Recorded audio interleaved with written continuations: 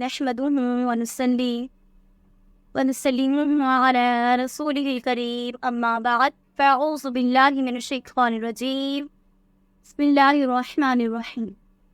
معزز و محترم و مکرم و محتشم جملہ ناظرین و ناظرات، سامعین و سامعات، السلام علیکم ورحمۃ اللہ وبرکاتہ.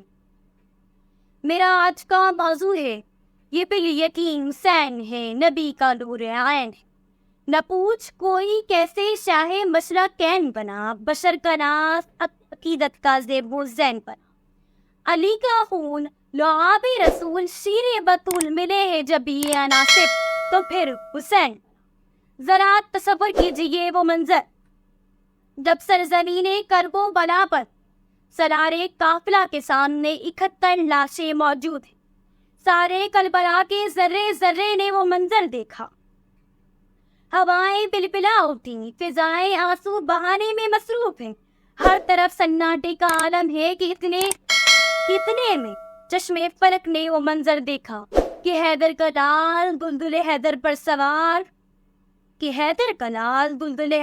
سوار ہاتھوں میں ذوالفقار حیدر کو ہی 22,000 کی لشکر کے سامنے تن تنہا ڈٹ جاتا ہے.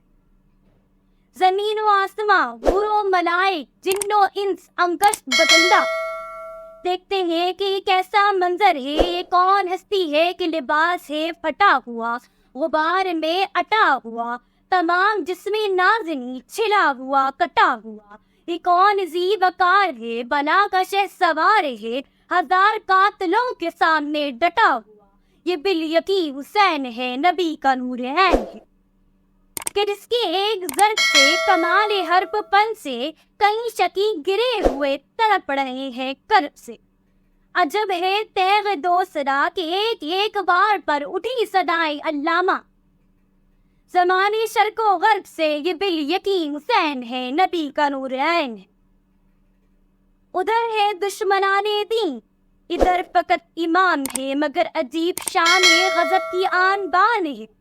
خدا کا نام ہے یہ بالیقین حسین ہے، نبی کا نور عین ہے. وما علینا الا البلاغ المبین. السلام علیکم ورحمۃ اللہ وبرکاتہ.